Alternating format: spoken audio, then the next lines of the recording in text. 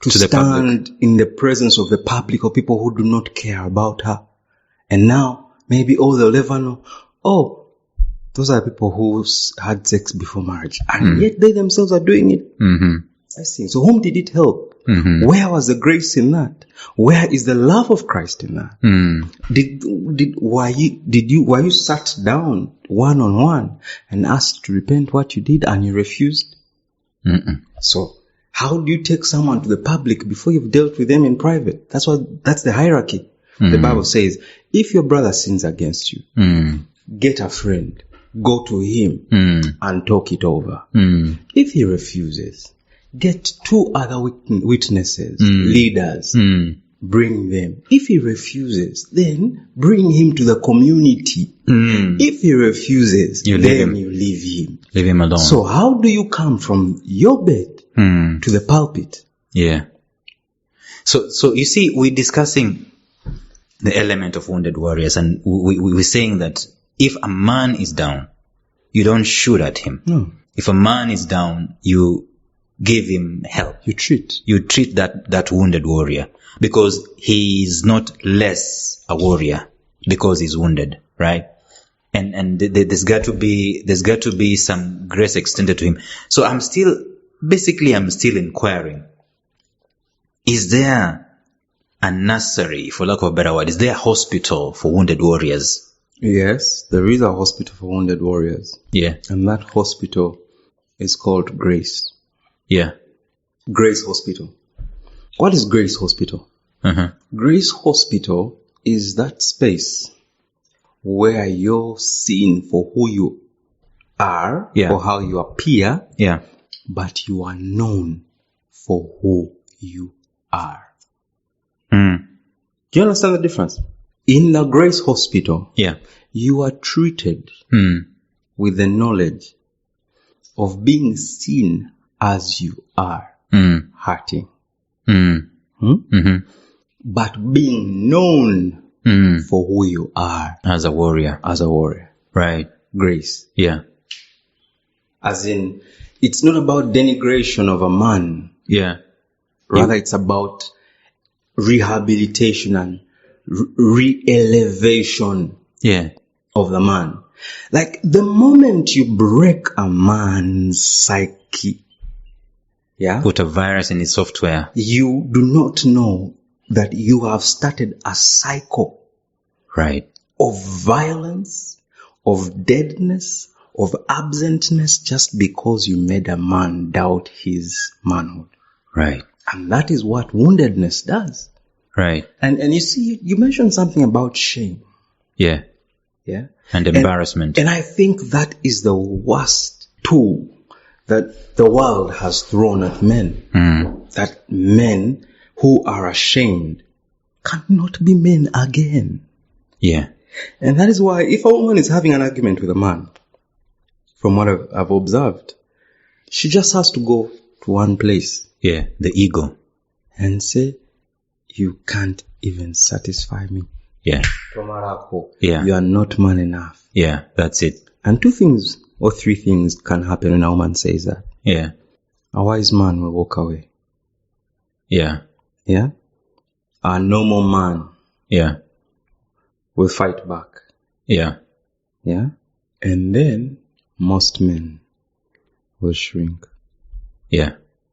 But what if you are absolutely certain that, hey, you don't know what you're saying? I can't satisfy you. I can. I know. I am, a genius in this thing. I have the prowess. Does that give you the ability or the do you see that man is going to go and try and prove to someone else that she you've said created a cycle? That's what I'm saying. You've created a cycle by denigrating this man.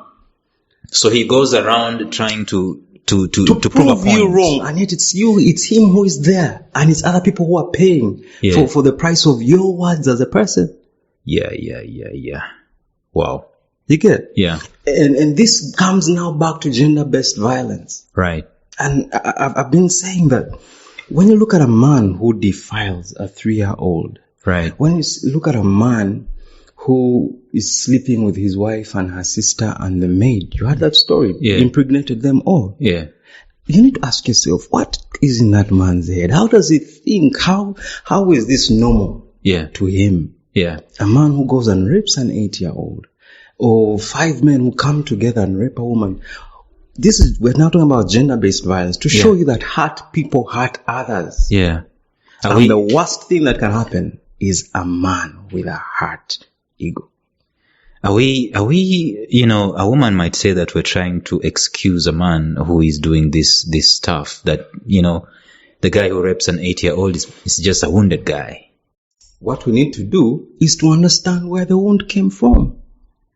So sometimes he does not know that he is wounded. Right. Sometimes he does not know that this is not normal. Yeah. For example, last week we discussed R. Kelly. Yeah? But I'll give you another interesting fact. R. Kelly was abused. Right. As a child. Right. Since 1976 up to 2021, it has been found out that the Catholic Church has covered up the abuse of boys and girls. 216,000 children have been abused, and people have covered it up. Now, get this. The people who sued the bishop in Australia, you know what they talked about? They said, this abuse has messed us up because now we are also abusing boys. Are you seeing what has happened? You break a man, you break a generation. That's what I'm trying to tell you. You fix a man, you fix generations. And that's what we're trying to do here at Solid Jammers. Let me ask you this.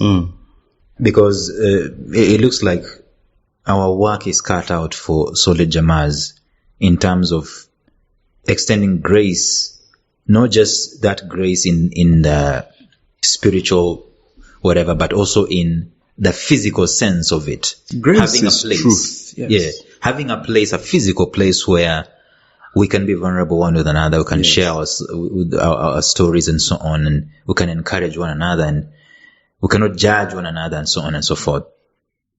But let me ask you this woundedness, is there an extent of the self-affliction of woundedness? And also, is there the extent, number 2, of woundedness coming from the fallen nature of man? I agree that we have a wound that is eternal. And that wound can only be healed by, again, discovering your source. You've heard of source code? Yeah. That just with one little piece of code like this, that is called source code. You can build an entire app, you can build an entire thing. That even if that whole thing crashed and all you got was the source code, you rebuild it. You can rebuild it.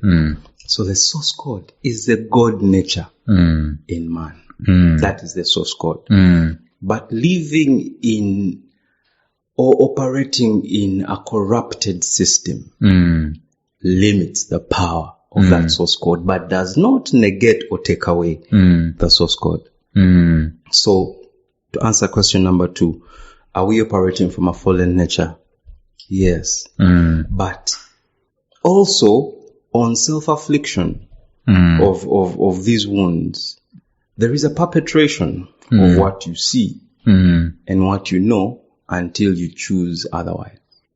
So, the idea will be that a man should be on the lookout so that he doesn't self-inflict. Let's take an example of pornography.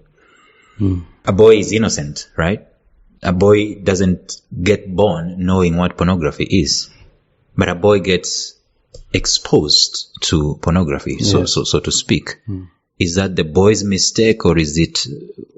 Is it a self-inflicted? That's life, right? So the question will be now: how does a man manage? Either to some degree, to some degree, shield himself from being wounded with life? I think knowledge is a very, very powerful tool in as far as healing is concerned. You see, the boy who is exposed pornography does not know what pornography is. It's just fun. But if he really wants to be a great man, it will start with him knowing the effects of pornography and then deciding within himself that either this works or does not work. So that's what I'm saying. There will always be a space or an opportunity for choice between stimulus and response. Right. So if life is throwing things at men, men don't have to catch everything life is throwing at them. Right. They can decide and say, you know what, my dad was a wife beater. I don't have to be a wife beater. Yeah. You've heard of situations where a drunk, abusive father raises up two sons. One is abusive, drunk like him, and the other is the total opposite. The information they had was the same, but the choices they made were different based on their understanding of the results or the effects. You get? That you don't have to catch everything the world is throwing at you. Right. For example, we grew up thinking or being told that the more women and the more girlfriends you had, the more powerful you are, the more, attractive you are. Do you think that is true? When you look at the people who have died of HIV/AIDS, when you look at the people who have lost everything? That was a warped way of looking at the warrior. So should one continue when they have all that information? It's like you have to use the information you have. And that's why I said ignorance is not the absence of knowledge. It is the refusal to accept that there is information that can make you a better person. Let's talk about fathers and woundedness of warriors. What part do they have to play? Oh, I was wondering, even as you brought that up, fathers and woundedness of warriors. And I love my father very much, and I thank God for that. Thank God for him. But in 2016, that time when I was dealing with a divorce and I was on drugs, I was facing depression, I was homeless. And you remember that time? And I remember everyone was calling me and condemning me about what had gone on because everyone was hearing the story from my ex. And then my father called me and said, solution, this is what we're going to do. I have set up an appointment in Malago to meet a psychiatrist.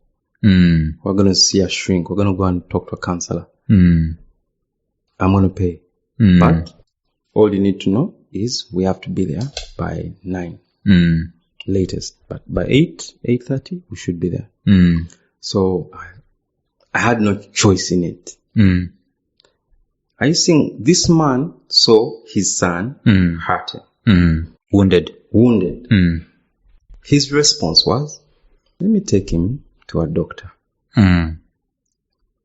Because maybe I don't have the answers. But clearly, my son is not okay. It's a medical case. Let's get another opinion. Now, this is where the real story is. So we turn up to the hospital. I saw my father at a distance. And the man had worn a suit. I'd last seen him wearing a suit, weddings and stuff. I'd never seen my dad wearing a suit in an everyday situation. But that day, he wore a suit to take me to the hospital. What does that mean? What did that speak to you? He dressed up and turned up to lift me up. You guy. Goosebumps right there. You get it? Now, this is the same guy who said, men don't cry. But I've seen the tenderness. Or he was like saying, I got you. I got you. You felt like he's saying, I got you.